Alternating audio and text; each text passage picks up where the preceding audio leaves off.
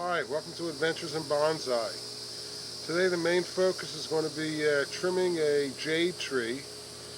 But first I'll show you what I did this morning earlier. Basically I came out here and have my bonsai on the shelf here. I just came and cleaned up each one of them. I'll show you what I did. Bonsai from episode number 1, the juniper. There wasn't much to do, just a little bit of weeding. The other ones had a lot of weeds. You can still see the remnants of them sitting here.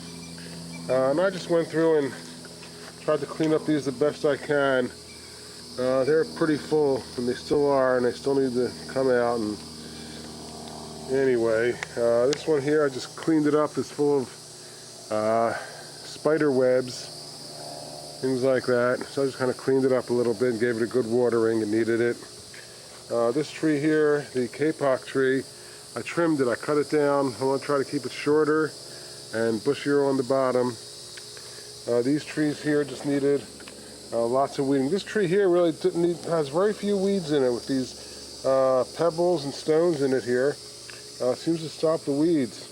These other ones here were loaded with weeds. I also trimmed this tree here down, tried to make it so I could see inside of it a little bit better, and it'll all come back. And this one here I also needed to shape and get rid of all the dead wood that was on the ends of a lot of these branches.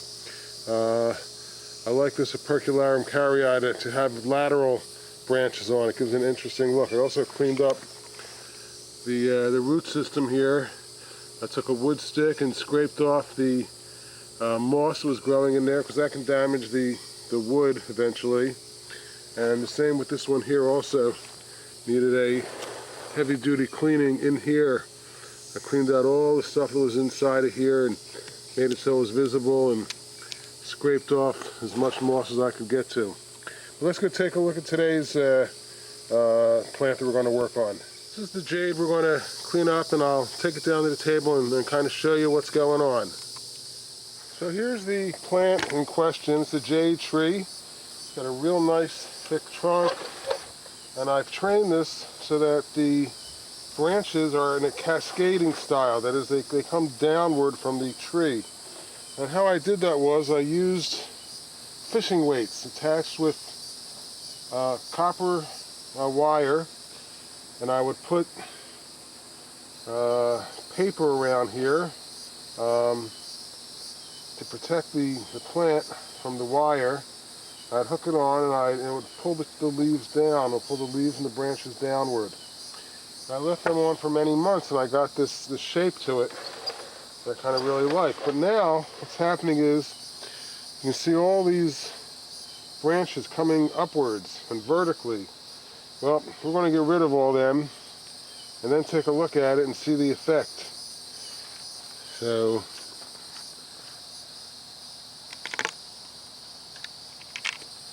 let's see what we can do here. So basically all you need to do is to start to cut off everything that's coming up.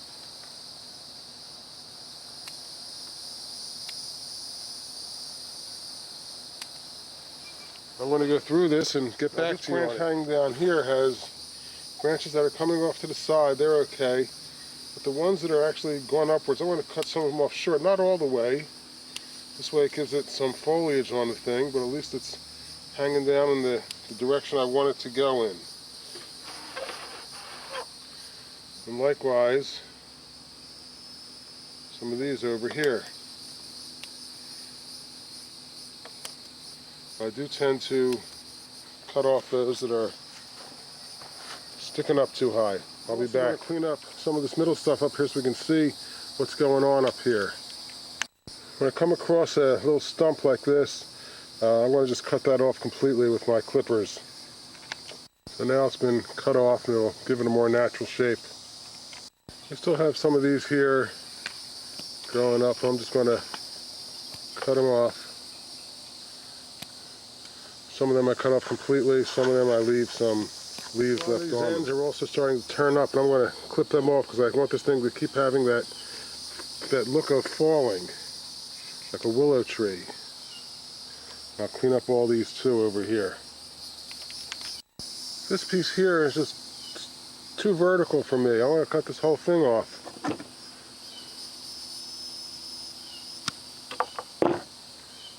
Okay, an area with a bunch of branches that are curving upwards, and I'm going to just kind of get rid of some of that stuff here. Keep them hanging straight down as much as possible. This piece up here does don't like the looks of it, so I'm going to clip it off right over here.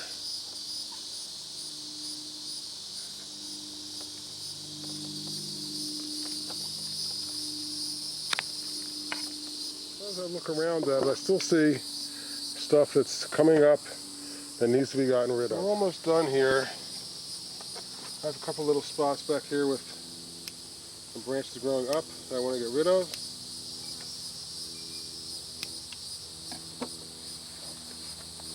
And now,